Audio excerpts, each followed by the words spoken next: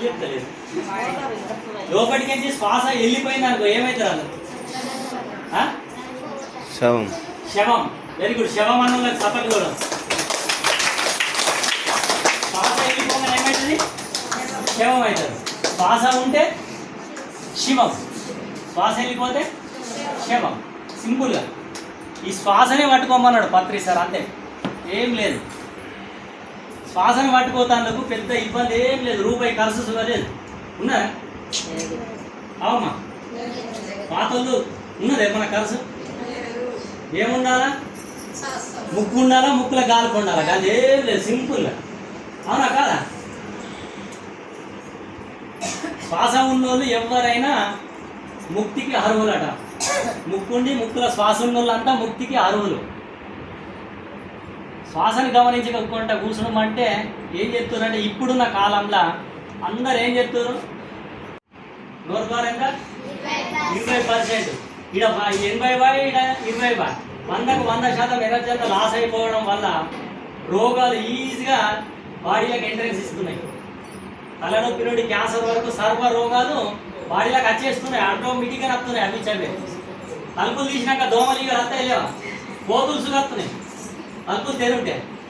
అదే జాలి పెట్టేస్తే దోమలు రావు, ఈగలు రావు, కోతులు రావు.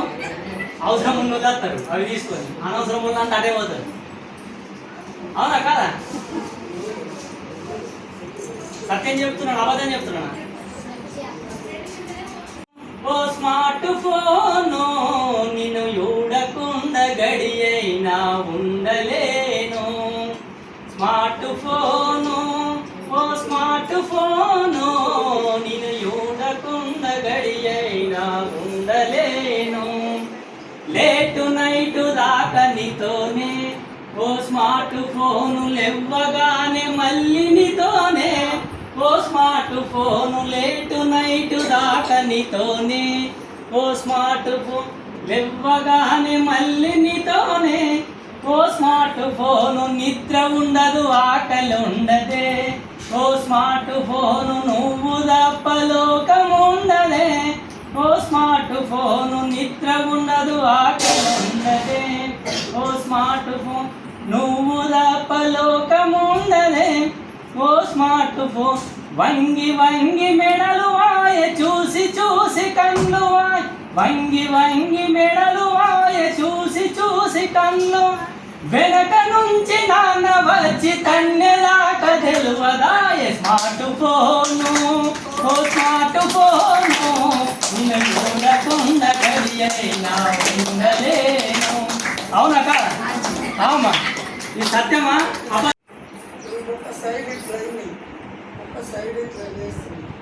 మళ్ళీ హైదరాబాద్ అప్పట్లో పోయి ఆపరేషన్ కదా. నా కొడుకు నీకు 2 మెట్ల ఏరియా పురుషు మీద కూడుకుంటుంది. ఇదే నా బిడ్డనేమో జాయిన్ చేసుకుంటున్నా కళ్యాణ్ ఇంటికి.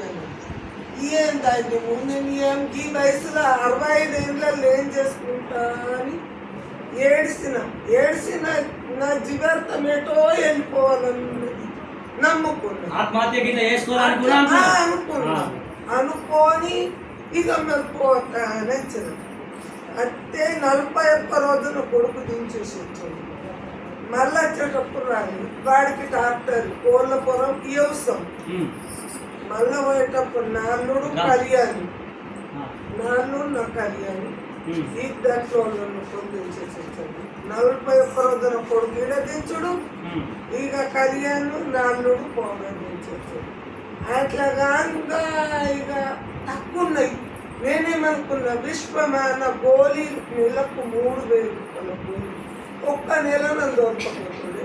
2 నెలలాగే సిట్టు దించిన కొడుకు నేను రాను రానంతే 3,000 గోళీలు తిని ఈ ఆకలి పట్టుకుంది.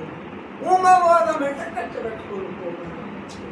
ఉమ్మబోధమంటే అరే ఇంత పరిస్థితి వచ్చింది. నాకు ఏ గోళీ లేకుండా ఏ విశ్వం ఒక్క బీపీ గోళ ఆడుకుంటా, మరి నేను నిస్తోస్పంది అంట నచ్చిందంటే అనుకున్నా. విశ్వం ఏ ఒక్క 5 దేశాలు ఉన్నాయనగా నేను కూకున్నా, నమ్ముకున్నా విశ్వము.